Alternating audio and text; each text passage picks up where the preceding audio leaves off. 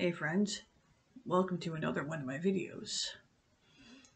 In this one, I want to explain a few reasons why I think the Jehovah's Witnesses are thieves. That there's many things that they actually rob you of. Now, of course, I don't mean in the literal sense, rob, they don't break into your home and steal your money or valuable items. But there's lots of other ways that they do this, that they can rob you. A few things that I want to touch on that they definitely steal from their members. I'm going to touch on mind, time, joy, peace, money, and eternal life. A great way to describe the Jehovah's Witnesses, their beliefs and theology, is it's nothing but a scam and false advertising. Nothing but empty promises, false hope, empty promises, you name it, everything that falls into that line. They advertise, Bible truths, best life ever. Their Bible version is the most accurate and best translation out there. Yeah, right. You can live forever on a paradise earth. But there's a lot of stuff that they don't tell you. You know how a lot of ads, I think of medication, all that. You gotta read all the fine print. Side effects may include, like a lot of them. I used to love those commercials. I would just, side effects may include death or like major stuff.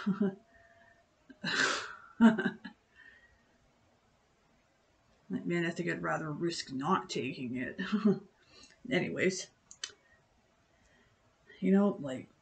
as a Jehovah's Witnesses, you're under so much control and judgment, such micromanagement of everything you say and do.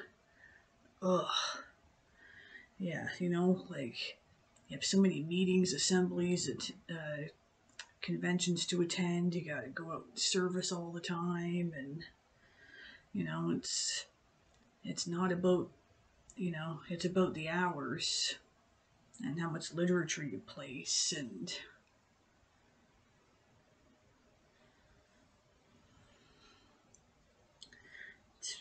it's ridiculous. And you always got to worry about whether or not you're in good standing. They'll make sure that you always have anxiety about whether you're not in good standing. Here's a few things that they would rather you not know. Jehovah's Witnesses has one of the highest rates of depression. I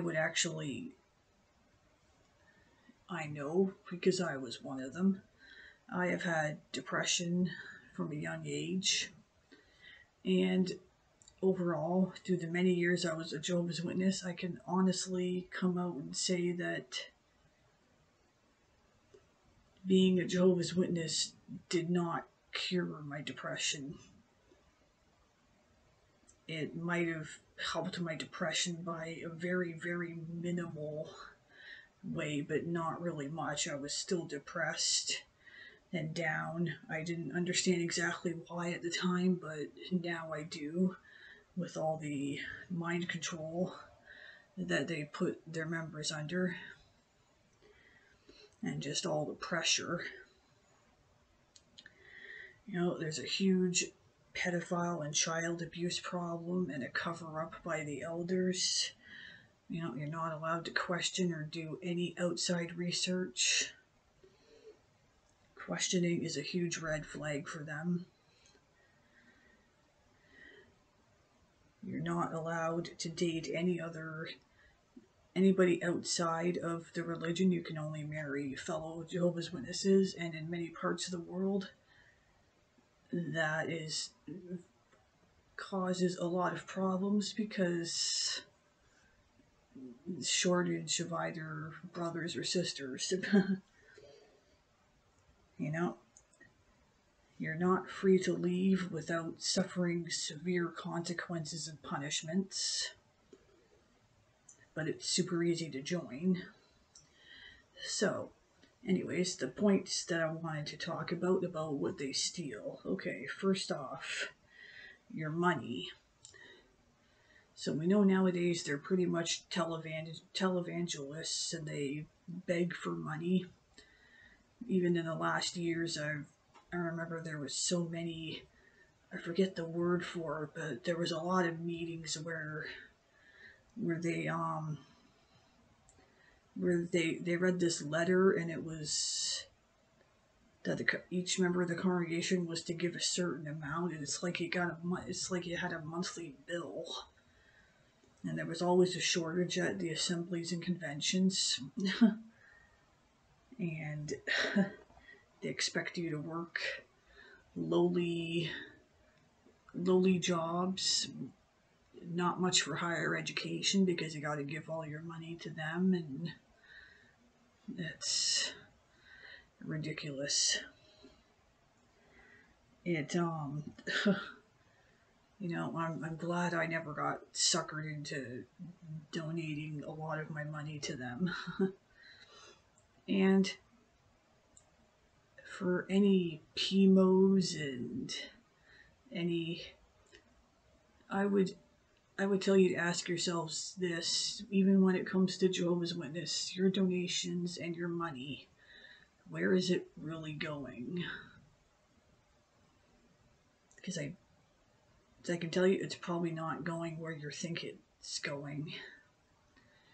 Because as with their child pedophile, they are paying a $4,000 fine daily because they don't want to turn over the files of known pedophiles and molesters in congregations.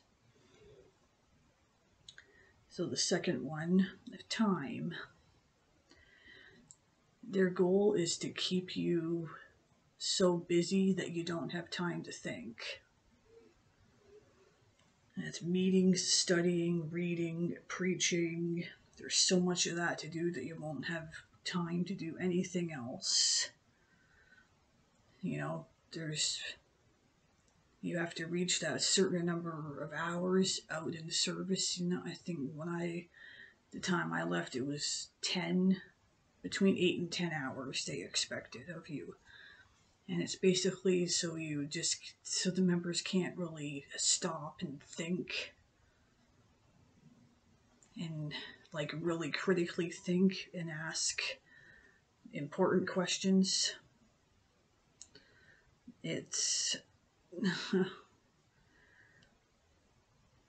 it's actually a very good, I would say, good mind control tactic that they use to just keep you busy, and devote every part of your life to serving them. The third area, your mind. They will slowly mess with your mind in every way, screw up your thinking and make you fogged up in everything you say and do because they demand loyalty. And the one important way I like to think about it is the mind control process is a very slow, subtle process. Like, people who experience it, of course, they're going to deny that that's what's happening to them, but it shouldn't be surprising that they deny it, because that doesn't mean that it's not happening, so that it's not going on. See, I just like to think people can like easily think that they're not under mind control, but when they actually are, like, I would say research that a lot and the bite model, because it is actually very quite effective. Like, as in past generations too, that's why I used to see so many witnesses that were active as witnesses for so many years and into multi generations. You know, like just they'll plant lies in your brain and convince you it's the truth. It's totally messed up. They'll turn your mind to mush. Fourth area, peace. You know, they'll keep you in fear of an end that's always right around the corner, any day now. You know, like you can't really live your life now because you never know when the end is coming. So you end up not. So the members end up not really truly living now. You know, they'll ramp up the shame and guilt, so you'll always be stressed and questioning of whether you're measuring up and whether you're good enough or doing enough to please them and to be found loyal to survive their Armageddon. And the fifth area, joy. Preaching isn't fun. No holidays isn't fun. No parties, etc. No excessive drinking. You know, you can't have any fun. You know, there's so much joy. There's so much that you can't do and are forced to do that it'll be hard to find joy. But you know what? You'll be expected to wear fake smiles. I can guarantee the majority of the witnesses have fake smiles. You know, there's so much we weren't allowed to do. It actually made for kind of a dull life. It's just when I was a witness in there. I do remember there was very seldom a time that I actually felt that joy. And since leaving, I can tell you more often, I've been able to rekindle so much and rediscover that real feeling of joy. And the sixth area, the last one I wanted to mention, eternal life. You know, they're robbing you of a very precious gift by leading you down the wrong path.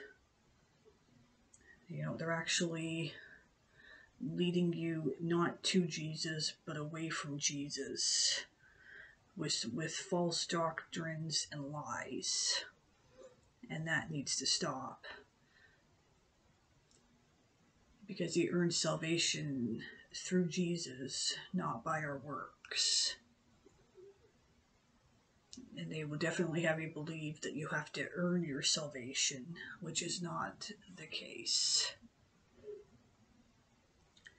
And these are just a few of the big ways that I just wanted to explain how Watchtower just really robs people of, you know, they're not great, righteous, goody two-shoe people.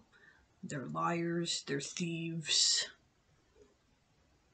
Ain't nothing good about them. I'd like to thank everybody for watching. Please like and subscribe if you enjoyed this video. And I will see you guys in the next one.